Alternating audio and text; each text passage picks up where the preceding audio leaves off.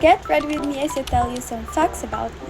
Ang pangalan ko ay Faith, 19 years old na ako. I'm incoming third year dentistry student. I don't drink soft drinks, any soft drinks. Like ever since, nakatikim ako ng soft drinks, but hindi ko talaga bet yung lasa ng soft drinks. Alam niyo yung nararamdaman sa dila, ayun yung pinaka-ayoko soft drinks. Nag-water siya. Oh my god, nag-water. Shake it again. This is, I love to do journal. I started it when I was grade 7 till now, third year.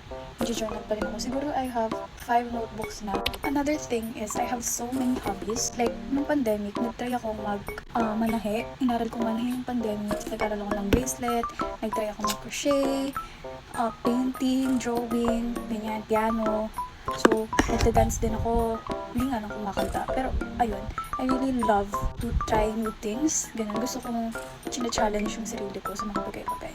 And currently, yung inaaral ko is driving. Forgot to mention, I also love to read. Pero hindi siya consistent since yung time, minsan hindi talaga kinakaya. I love to eat spicy. Pero like, hindi naman super duper spicy. Pero like, everything gusto ko may spice. Yung sopas, nilalagyan ko siya ng sili. Like, I can't eat sopas without sili. I super duper love ketchup, specifically yung tomato ketchup. Nung bata ako, kasi super addict ko talaga sa ketchup, like, to the point na pag nasa McDo or Jollibee ako, nanghihingi talaga ako ng isang katutak ng ketchup.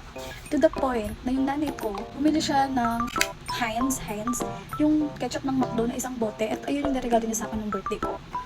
And that same birthday, yung tita ko, niregaluhan niya ako ng isang paper bag full of ketchup ng McDo. Like, siguro nanghingi siya, kada bili niya sa McDo, nanghingi siya ng ketchup. And, ayun, ang dami kong ketchup ng birthday ko na yun. And I'm so happy with that. Another thing is, I love homemade siomai. I don't eat yung siomai na nabibili or kahit yung authentic siomai. Gusto ko yung homemade talaga. Last is, I have a specific order sa Jollibee. I love spaghetti with pineapple juice. Like, consistent. Simula nung bata ko, ayun yung in-order ko. Pero, nagtitry naman ako chicken spa, ganyan. Pero, yung default na order ko, like kahit hindi mo katanungan, spaghetti, pineapple juice. I love. Now we're done with our look. So this is the final look. This is the bag that I'll be wearing. Okay. I'll be wearing this Italian charm. This Italian charm is from Celeste Crafty. You can customize it actually.